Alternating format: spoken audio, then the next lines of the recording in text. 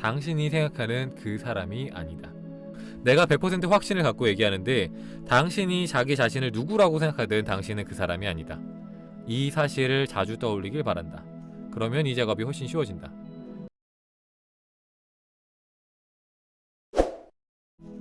그러면서 위대한 작업이라는 것에 대해서 얘기를 하는데, 자, 이 사람은 이 연금술에 대해서 많이 공부를 한 사람인가봐요. 그래서 이제 표현이 우리가 알고 있는 거 조금 달라요. 그래서 연금술이라고 표현을 하는데, 거기서 이제 위대한 작업의 과정은 깨달음 또는 개인화, 깨어남, 이니시에이션, 전일화 등이라고도 일러진 여정과 동일하다.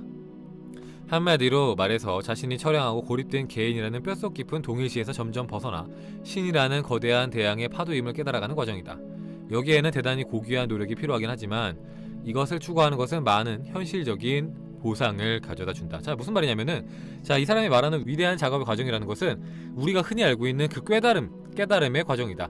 이제 내가 나라고 생각하는 것들을 버리고 전체 이제 하나인 내가 되는 것. 그래서 내가 신이라는 것을 깨닫게 되는 것. 그것이랑도 똑같은 과정이라는 거죠.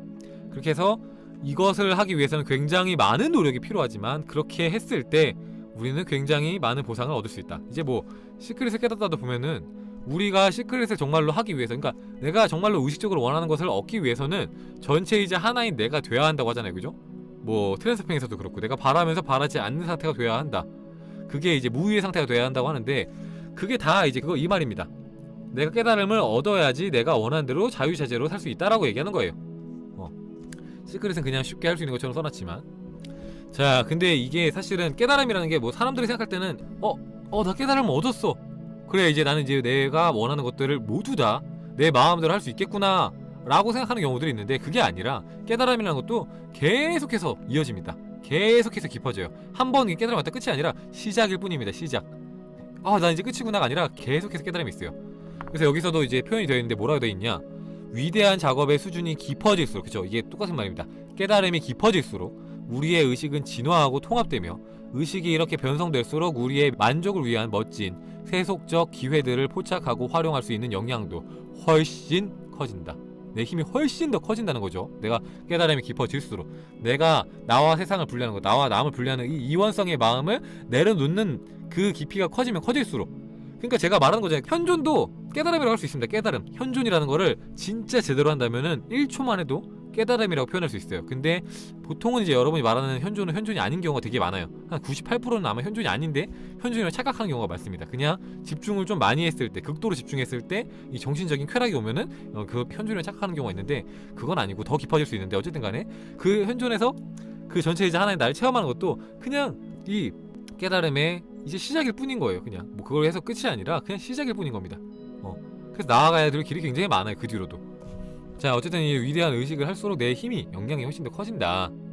실제로 개인적으로 나는 이 과정에서 눈을 가린 베일이 들어 올려지는 동화 같은 순간을 반복적으로 경험했고, 내가 원했던 것은 내내 그곳에 있었기 때문에 손을 뻗기만 하면 된다는 사실을 깨달았다. 그 전까지는 너무 무지하거나 둔해서 알아볼 수가 없었던 것뿐이다. 자, 트랜서핑이랑 똑같이 써있죠. 그죠? 내가 원했던 것은 지금 내가 다 갖고 있다고. 사실 손만 뻗어서 그냥 자판기에서, 근데 공짜 자판기에서 버튼 눌러서 그냥 꺼내 받는 것처럼 그렇게 받을 수 있다고 써있는데, 그 말이랑 똑같은 겁니다. 자, 그래서 이 위대한 작업의 첫 번째 핵심 단계는, 그러니까 깨달음의 핵심 단계의 첫 번째는 뭐냐면은 연금술사들이 우니오 멘탈리스라고 부르는 통합된 마음의 창조이다. 여기서 중요한 것은 연금술의 맥락에서 말하는 이 마음이 일반적인 의미의 생각하는 마음을 뜻하는 게 아니라는 사실이다. 그것은 내 존재 안의 생각, 감정, 의지의 통합을 의미한다. 통합된 정신 또는 통합된 태도에 더 가깝다고 말할 수도 있겠다. 통합된 마음의 상징은 힘이 끝까지 차오른 온전한 심장이다. 우니오 멘탈리스를 이룬 사람은 자신과 갈등하지 않는 존재이다. 분리되지 않았기 때문에 대단히 강력하다. 위대한 작업의 우니오 멘탈리스 단계가 이 책에서 다루는 내용이다. 우니오 멘탈리스 단계를 밟는 게 단순히 신비주의적 이유로 좋은 것만이 아니라는 점을 꼭 알아야 한다. 이것은 대단히 현실적이다. 우니오 멘탈리스는 통합된 의지를 갖는다는 말과 같다. 고대 그리스의 마법사들은 현실 마법이 성공하려면, 즉 긍정적인 동시성의 경험을 의도적으로 발생시키려면 통합된 의지가 절대적인 전제 조건이라고 생각했다. 그러니까 내가 원하는 현실을 만들기 위해서는 통합된 의지가 절대적인 전제 조건이다. 무슨 말이냐면은 내 의식과 내 무의식이 동일한 것을 원할 수 있어야 한다 라는 거잖아요, 그죠? 그러려면은 내 무의식을 내가 통제할 수 있어야 되겠죠. 근데 무의식이라는 것은 내가 의식할 수 없는 의식이기 때문에 사실 보통 사람들은 의식할 수 없는데, 그렇게 되는 것이 깨달음의 출발점이고 그것이 이 창조의 출발점이다. 내가 의식적으로 원하는 것과 무의식적으로 원하는 게 동일하게 만드는 것, 내 의식과 무의식을 일치화시키는 거죠. 자, 위대한 작업의 두 번째 주요 단계는 하나의 세상을 뜻하는 우누스 문두스로서 통합의 확장을 뜻한다. 이것은 사람의 혼, 영이 완벽하게 현현하여 세상과 하나 된 상태로서 물 위를 걷거나 죽을 때 무지개로 변해 머리카락과 손톱만 남기는 등의 일을 할 수 있는 단계이다. 기적 같은 일을 할 수 있는 단계가 이제 우누스 문두스 통합의 확장의 단계라고 적혀 있습니다. 자, 대개 상의자는 대개의 꿈이나 사건의 현현을 통해서 우리에게 말을 건다. 참자가 전하는 말을 꿈이나 동시성을 통해서만이 아닌 깨어있는 자각 속에서 그냥 알게 된다. 그러니까 우리의 상의자라고 불리는 이제 뭐 참나라든가 뭐 그런 전체 하나인 나라든가 그런 이제 상의자는 뭐 꿈이라든가 꿈에 뭔가 이렇게 꿈에서 암시를 준다거나 아니면은 뭐 이렇게 사건의 현현, 동시성이라고 말하는 것도 있잖아요. 책을 보면은 이제 동시성이 사건들을 유의있게 관찰하다 보면은 이제 신성의 메시지를 볼 수 있다고 하는데, 그거랑 똑같은 겁니다. 그러니까 뭔가 이렇게 평소랑 다른 어떤 일들이 계속 생길 때 반복적으로, 예컨대 내가 1111이라는 숫자를 뭐 계속해서 본다든가, 아니면은 이상하게 노란색 나비를 뭐 계속해서 본다든가, 아니면은 뭐 빨간색 체크무늬를 계속해서 본다든가, 뭐 어쨌든 간에 그런 것들, 뭔가 이상한 사건들. 근데 그게 한 번만 그런 게 아니라 막 3번, 4번 막 반복적으로 그렇게 반복될 때, 그때 상의자가 우리한테 말을 걸어오고 있는 중이다. 아니면은 그냥 뭔가 자각 속에서 그냥 자연스럽게 알게 되는 것, 그런 것들이 상의자가 우리에게 말을 거는 것이다.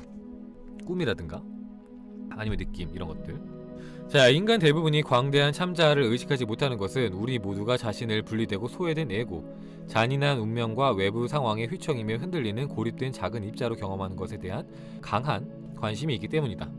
한번 생각해보라. 만일 참자 속에 모든 것이 들어있다고 하면 나를 분리된 존재로 경험하는 것은 자신을 양극성의 한쪽 면에만 동일시한 채 나머지 한쪽은 경멸하며 야, 이건 절대 내가 아니야 라고 하고 있는 거랑 같은 것이다. 바로 이것이다. 당신이 이 창조적인 척하기를 하는 순간 당신은 참자에서 분리된 것처럼 보이는 에고 자아를 만들어낸다. 우리가 나라고 생각하는 에고 인격은 이 허구의 분리감을 유지하기 위해 존재의 어마어마한 부분을 가혹하게 비난하고 부정하고 부인하면서 이것을 무의식적으로 억누르고 결국엔 개인적이고 집단적인 그림자를 창조한다. 우리는 이 작업을 그림자 통합이라고 지칭하지만 사실 이것은 참자 대통합이라고 불러도 무방하다. 참자에는 모든 원형, 모든 신과 악마가 포함되어 있다. 소위 말하는 그림자의 나쁜 것을 통합하는 과정은 지금까지 우리가 의식하지 못했던 참자, 무의식의 신성 전체가 포함된 이 참자와의 연결성을 회복하는 일의 일부에 불과하다. 우리는 사실 한쪽 면만을 인정하면서 우리 자신이라고 생각합니다. 그게 어떤 거냐? 나라고 생각하는 그 모든 것을 말합니다. 나는 남자다, 나는 뭐 키가 얼마다, 나는 뭐 나이가 몇 살이다, 나는 성격이 어떻다, 나는 어떤 환경에 살고 있다, 나는 뭐가 좋다, 뭐 등등등 이런 것들, 그냥 내가 나라고 생각하는 것들, 나한테 포함된다고 생각했던 것들, 그런 것들이 이제 나인 거예요. 그리고 그게 아닌 것들은 전부 다 내가 아닌 겁니다. 우리는 그렇게 함으로써 이 이원성에 빠지게 되고, 그러니까 분리를 시작한 거죠. 분리를 하게 되고, 그러면서 이제 이 분리감을 유지하기 위해서 존재의 어마어마한 부분을 가혹하게 비난하고 부정하고 부인하면서 무의식적으로 억누르고 있다라는 거죠. 그래서 이제 그 레스터 씨가 그렇게 말하잖아요. 깨달음 그리고 지혜를 보면은 우리는 이 사실 나라는 이 분리감을 유지하기 위해서 어마어마한 에너지를 쓰고 있다고. 사실 그걸 내려놓으면은 사실 우리는 지금 당장 어마어마한 에너지랑 힘과 행복을 바로바로 느낄 수 있다고 하잖아요. 그죠? 근데 여기서 이렇게 차단하고 있다라는 겁니다. 우리가 이건 내가 아니야. 저 부정적인 것들이 내 것일 리가 없어. 저 나쁜 것들이 내 것일 리가 없어 라고 거기에 많은 힘을 쓰고 있다. 그래서 이렇게 분리를 체험하고 있다. 자, 그래서 이 책에서 제안하는 방법은, 자, 깨달음으로 가는 정교하고 여성적인 이 마녀의 길은 대중적으로 보다 칭송받는 금욕, 명상, 요가 성인의 남성적인 길과는 약간 다르다. 이 위대한 작업의 이 만회적인 길은 우리 자신과 존재의 가장 어둡고 무시무시한 측면을 즐기는 법을 배우는 과정이다. 섹슈얼하고 세속적이며 오르가즘을 안겨주는 이 황홀한 여정은 힌두교와 불교의 탄트라 전통과 매우 많이 닮아있다. 완전히 까놓고 말하자면 이 실존적 변태 작업은 좌도이다. 좌도는 번개의 길이라고도 알려져 있는데 이는 사람을 매우 빠르게 깨울 뿐만이 아니라 내가 생각하는 나를 파괴하기 때문이다. 정말 흥미진진한 얘기가 아닌가. 자, 그러니까 이 좌도라는 건 뭐냐면은 그러니까 이제 수행을 하다 보면 우도, 좌도라고 하는데 우도는 이제 우리가 정도라고 생각하는 것들입니다.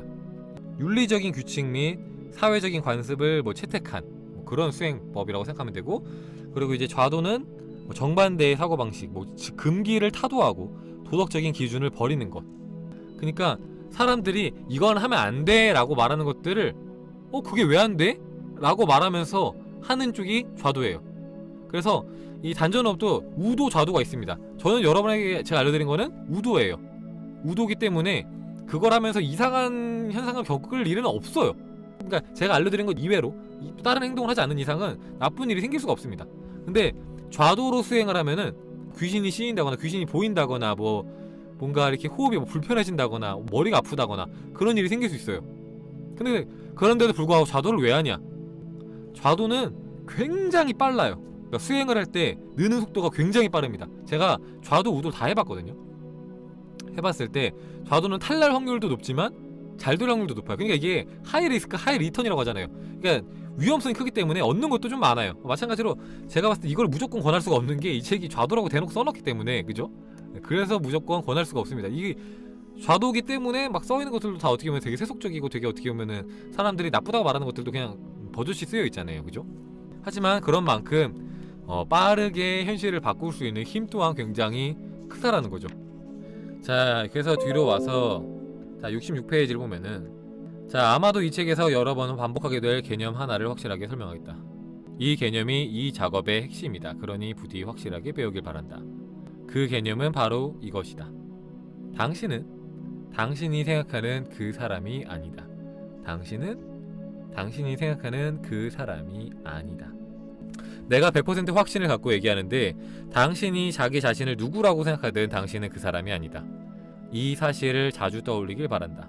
그러면 이 작업이 훨씬 쉬워진다. 아침에 이를 닦을 때 이렇게 생각해봐라. 나는 절대로 내가 생각하는 내가 아니다. 나는 그것과는 완전히 다른 훨씬 더 광대하고 이상한 무언가다. 내가 진짜 무엇인지 나도 궁금하군. 대체로 당신이 생각하는 당신은 강박적으로 반복되는 일부 생각과 이야기들로 엮여진 사회적으로 구성된 허구로서 당신의 실제 존재와는 닮은 점이 거의 없다. 현명하고 날카로운 마법사 론 마일로 듀켓은 이렇게 말했다. 물론 마법은 모두 당신 머릿속에서 일어나는 일이다.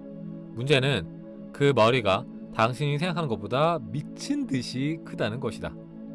즉, 외부 세계 전체는 사실 의식 안에 존재한다. 자신의 주관적인 인식 밖에 있는 객관적인 세상을 경험하는 자는 아무도 없다. 세상에서 가장 엄정한 과학적 실험조차도 주관적으로만 경험될 수 있을 뿐이다. 간단히 말해 우리는 주관적 인식 밖에 존재하는 세상은 없다는 것이다. 자, 모든 마법은 머릿속에서 일어나는데 그 머리가 여러분이 상상하는 것보다 훨씬 더 크다라고 얘기하죠.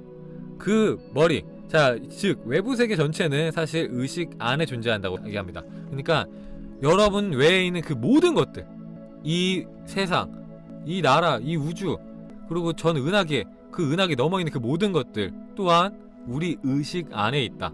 그게 여기서 말하는 그 마음, 머릿속에서 일어나는 일이다에 해당하는 거예요. 외부 세계 전체는 우리의 의식 안에 있다. 그래서 사실은 이 과학적인 실험들조차도 결국에는 주관적으로밖에 경험될 수가 없다. 왜냐? 모두 다 우리 의식 안에서 일어나는 일이기 때문에 우리가 이건 객관적인 증거야 라고 얘기하는 것들조차도